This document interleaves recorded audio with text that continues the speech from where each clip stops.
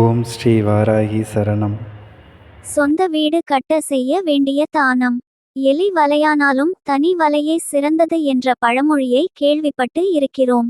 சிறு சிறு பூச்சிகள் முதற்கொண்டு தங்களுடைய குடும்பத்தை உருவாக்குவதற்கு முதலில் தனக்கென்று சொந்தமாக ஒரு கூட்டை கட்டிய பிறகு தான் முட்டையிட்டு குட்டிகளை வளர்க்கும்.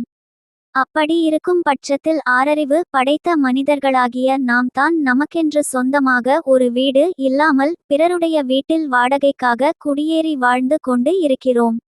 இன்னும் சிலருக்கு இதனால் திருமணம் ஆகாத சூழ்நிலை கூட உண்டாகிறது. இவை அனைத்துமே சொந்தமாக ஒரு வீடு இல்லை என்பதற்கு உரிய காரணகர்த்தாவாகவே திகழ்கிறது. இதற்காக பலரும் பல வழிகளில் போராடினாலும் தெய்வத்தின் அனுக்கிரகம் இருந்தால் மட்டுமே அவர்களால் சொந்த வீடு கட்ட முடியும். அப்படி சொந்த வீடு கட்டுவதற்கு கோவிலில் எந்த பொருளை தானமாக தர வேண்டும், சொந்தமாக இடம் வாங்க வேண்டும், வீடு கட்ட வேண்டும், குடியேற வேண்டும் என்று நினைப்பவர்களுக்கு செவ்வாய் பகவானின் அருள் என்பது வேண்டும். இவர் கடனுக்கு மட்டும் காரணகர்த்தாவாக திகழவில்லை, நிலம் தொடர்பான அனைத்து பிரச்சினைகளுக்கும் காரணகர்த்தாவாக திகழ்கிறார்.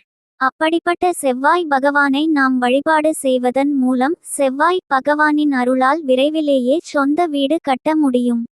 இதோடு செவ்வாய் பகவானுக்குரிய அதி தேவதையான முருகப்பெருமான வழிபாடு செய்வதன் மூலம் நம்மால் சொந்தமாக வீடு வாங்க முடியும்.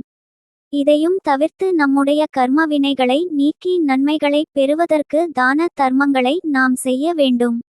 அப்படி வீடு கட்டுவதற்கு செய்யக்கூடிய ஒரு தானத்தை பற்றி தான் பார்க்க போகிறோம். இந்த தானத்தை திங்கட்கிழமை அல்லது செவ்வாய்க்கிழமை, இந்த 2 கிழமைகளில் ஏதாவது ஒரு கிழமையில் தான் செய்ய வேண்டும். முடிந்தவர்கள் செவ்வாய்க்கிழமையில் செய்வது என்பது மிகவும் நல்லது. நாம் ஜல்லியை தானமாக தர வேண்டும்.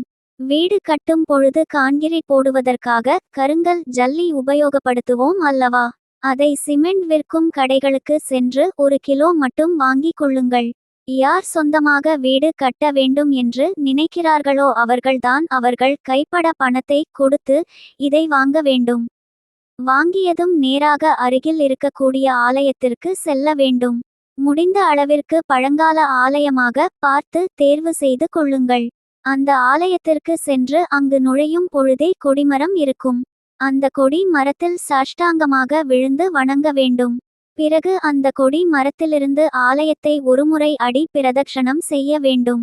இவ்வாறு ஒரு முறை சுற்றி வந்த பிறகு சாதாரணமாக 3 முறை கோவிலை வலம் வந்து இந்த ஜல்லியை கோவிலில் தானமாக தந்து விட வேண்டும்.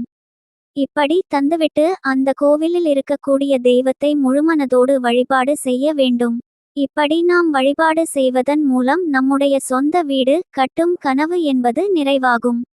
வாடகை வீட்டிற்கு டாட்டா சொல்லிவிட்டு சொந்த வீட்டிற்கு குடியேறலாம். உப்பு தின்றவன் தான் தண்ணீர் குடிக்க வேண்டும் என்று கூறுவது போல யார் ஒருவர் சொந்தமாக வீடு கட்ட வேண்டும் என்று ஆசைப்படுகிறார்களோ அவர்களுடைய கைப்பட இந்த தானத்தை செய்வதன் மூலம் விரைவிலேயே சொந்த வீடு கட்டி குடியேறும் யோகத்தை பெறுவார்கள். இது போன்ற பயனுள்ள ஆன்மீக தகவல்களை கேட்க நமது சேனலை சப்ஸ்கிரைப் செய்து கொள்ளுங்கள்.